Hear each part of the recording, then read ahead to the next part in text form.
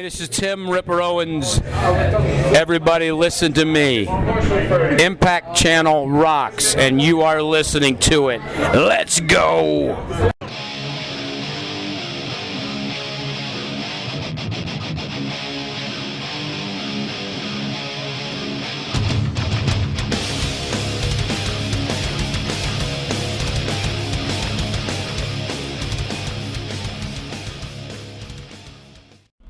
Hello Tim, how is the tour going so far?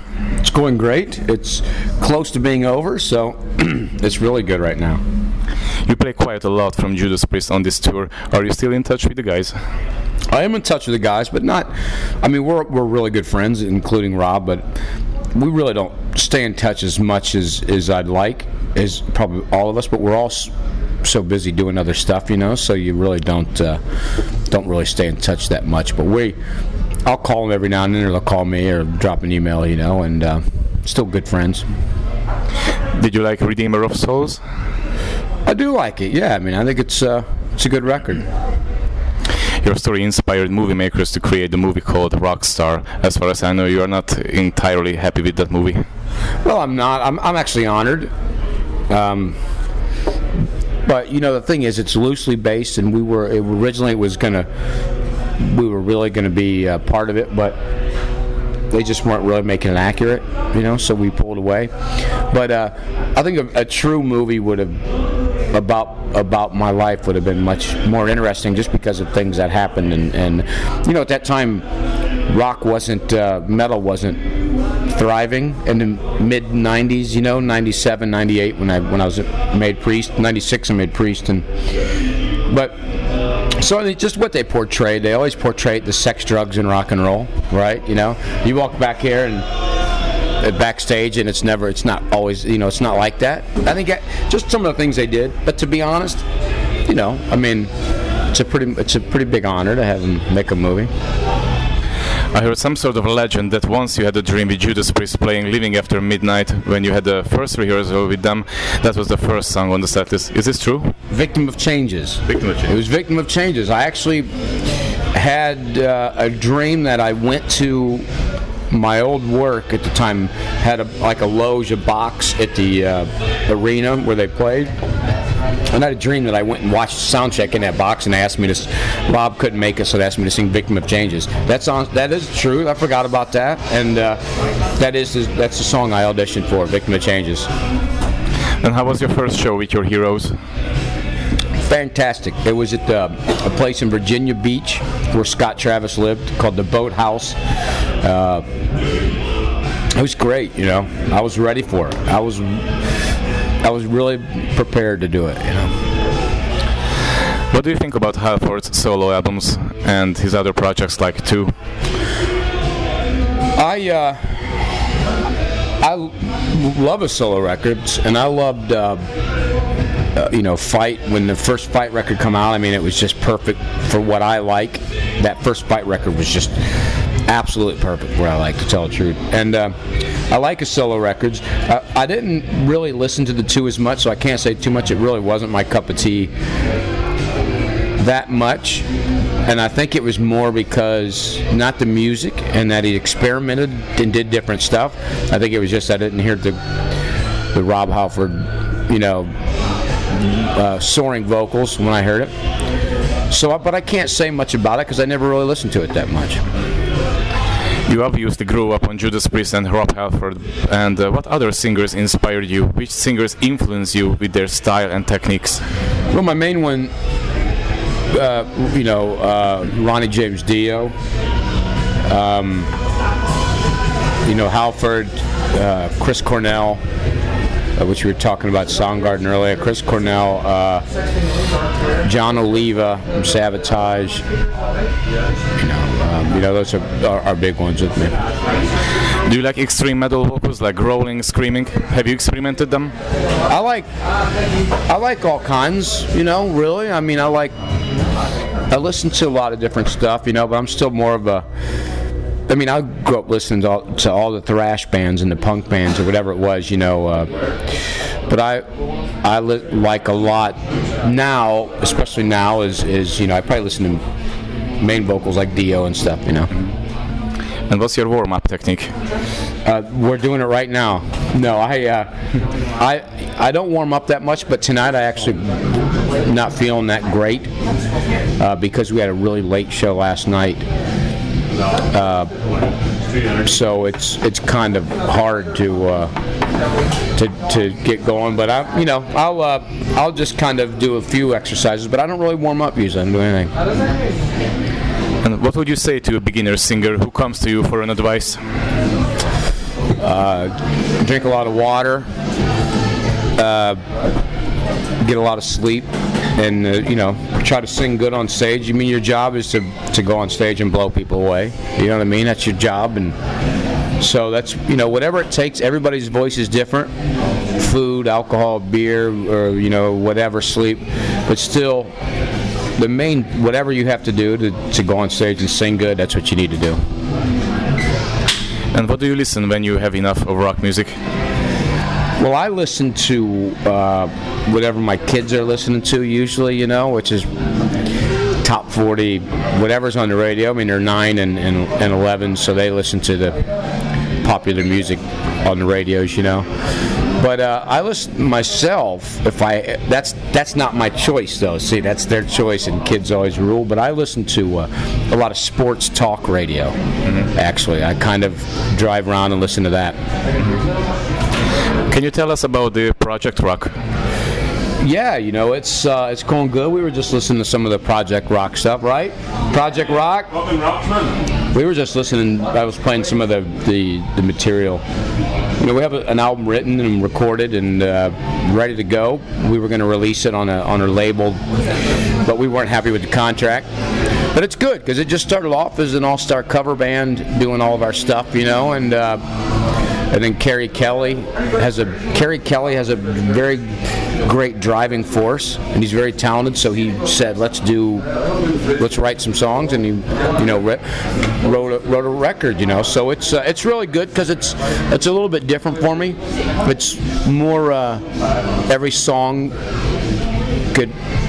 Almost every song, but maybe 3 you could hear on the radio somehow, but not in a commercial way, in a metal way. A little more straightforward and kind of hold your beer up and sing along kind of stuff, It's really cool. I really like it a lot. Any news on the chart vault of the Damned? Yeah, we're going to be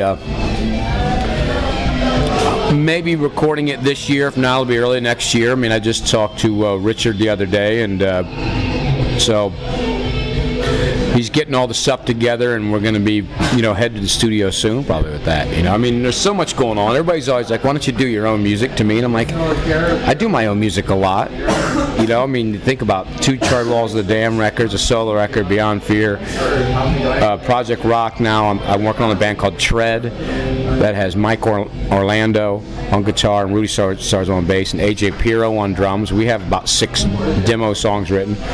A new Beyond Fear record is going to be ready to go. And even when I tour doing the set list tonight. Majority are my songs. Even if it's Judas Priest, it's Jugulator and Demolition. There's a lot. But so I stay busy, and I'm looking forward to doing the new Charred Walls of the Dam. That'll be pretty good.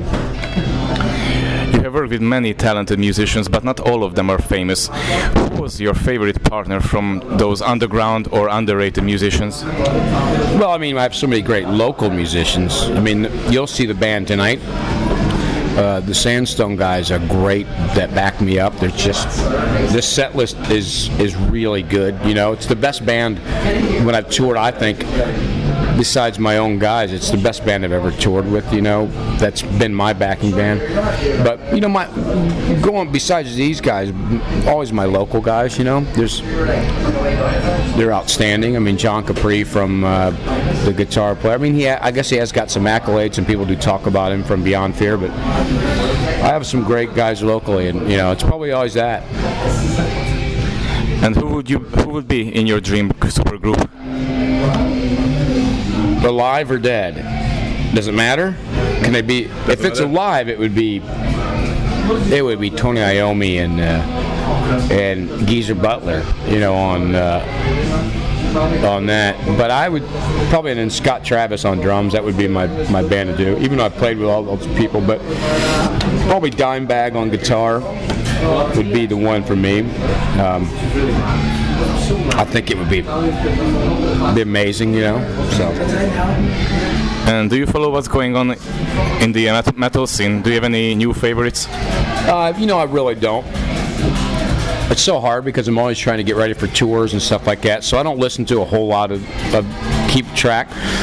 I try to with my nephews and see what they're listening to, and because they listen to all the new bands or whatever, and but it's hard to keep track of them. I should do better. I mean, I know all the ones out there but they've been around for a while, whether it's Five Finger Death Punch or Avenged Sevenfold or whatever. I mean, but I really don't.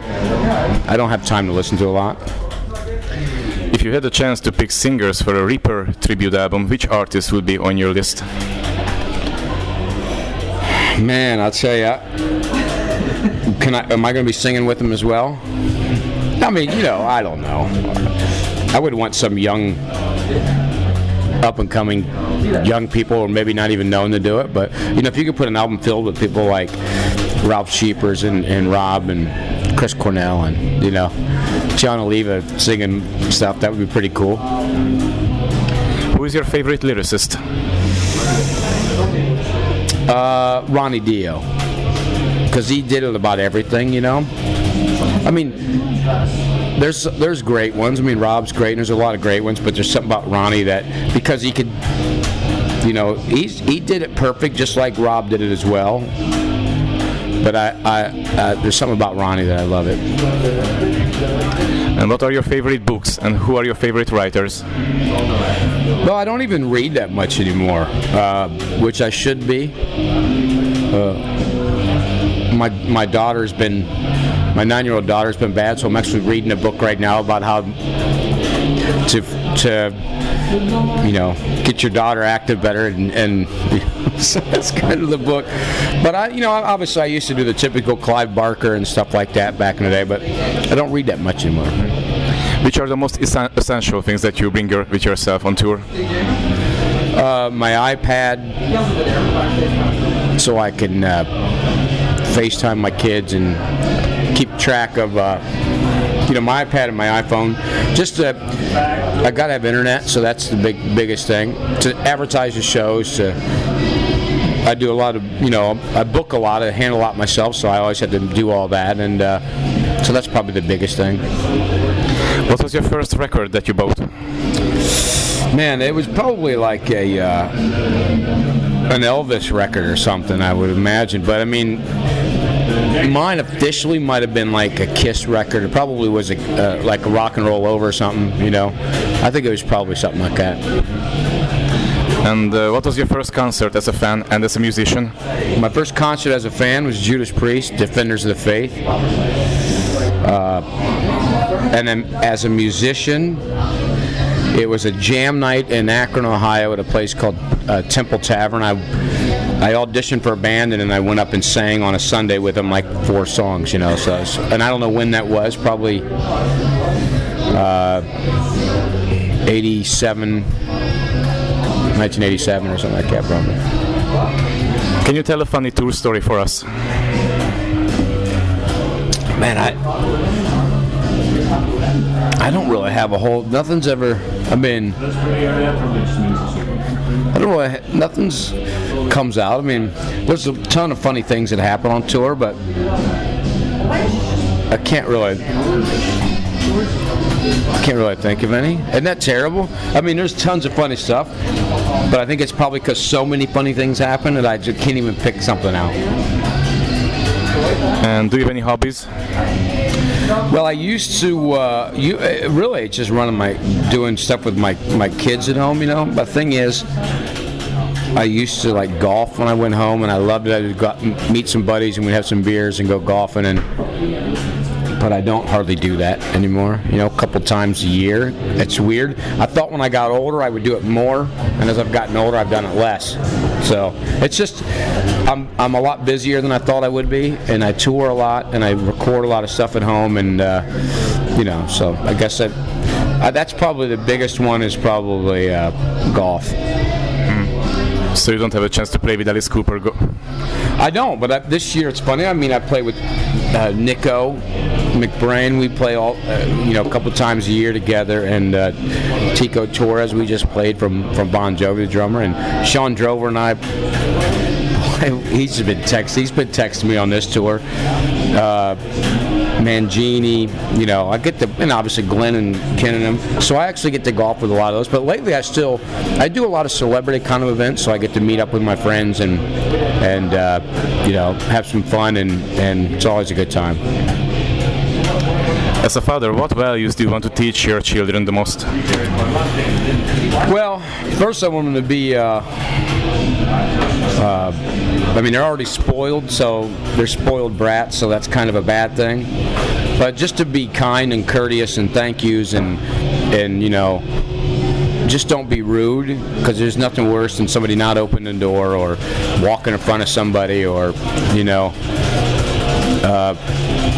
just to be courteous and nice. I mean, that's a good thing, Please list your 5 favorite albums.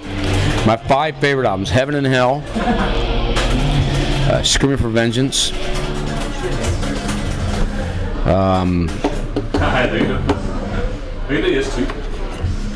Among the Living,